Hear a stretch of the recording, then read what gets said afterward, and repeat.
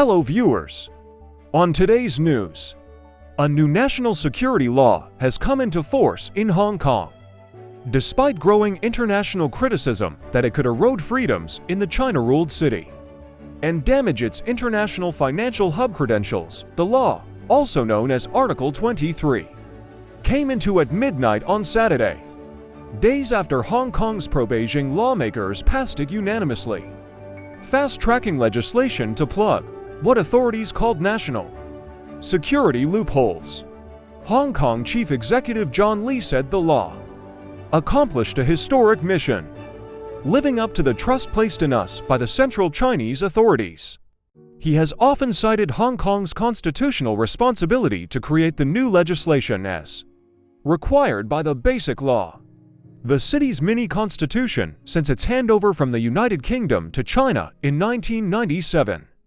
Lee also said, "The law was necessary to prevent black-clad violence, a reference to Hong Kong's massive and at times violent pro-democracy protests in 2019, which brought hundreds of thousands to the streets demanding greater autonomy from Beijing's grip." A previous attempt to pass Article 23 was scrapped in 2003 after 500,000 people protested. This time around, public criticism has been muted amid the security crackdown.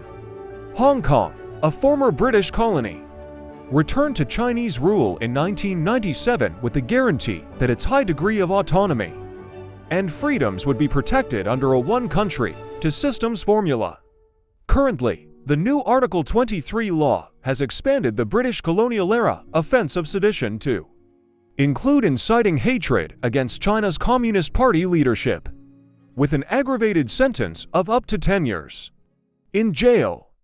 Under the security law, penalties can run up to life in prison for sabotage endangering national security, treason and insurrection, 20 years for espionage and sabotage, and 14 years for external interference. City Leader Lee is also now empowered to create new offenses carrying jail terms of up to 7 years through subsidiary legislation, while the security minister can impose punitive measures on activists who are overseas, including canceling their passports.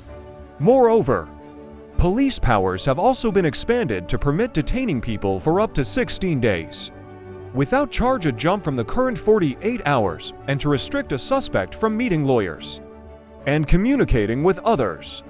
The United States, the European Union, Japan, and the UK have been among the law's strongest critics, with UK Foreign Minister David Cameron saying it would further damage the rights and freedoms of those in the city. US Secretary of State Antony Blinken on Friday expressed deep concern that the law could be used to undermine rights and curb dissent, adding it could damage Hong Kong's reputation as an international finance hub. Meanwhile, Australia, the UK, and Taiwan have updated their travel advisories for Hong Kong, urging citizens to exercise caution. You could break the laws without intending to and be detained without charge and denied access to a lawyer, the Australian government said. In a joint statement led by the overseas-based Hong Kong Democracy Council, 145 community and advocacy groups have also condemned the law and called for sanctions on Hong Kong and Chinese officials involved its passage, as well as review the status of Hong Kong's economic and trade offices worldwide. But authorities in Hong Kong have strongly condemned such political maneuver with skewed, fact-twisting, scaremongering, and panic-spreading remarks. China has defended Hong Kong's security crackdown as essential to restoring order after months of sometimes violent anti-government and pro-democracy protests in 2019. About 291 people have been arrested for national security offenses, with 170 for people and 5 companies charged so far. Chinese authorities insist all are equal before the security laws that have restored stability, but while individual rights are respected, no freedoms are absolute. Thanks for watching, and please subscribe to our YouTube channel.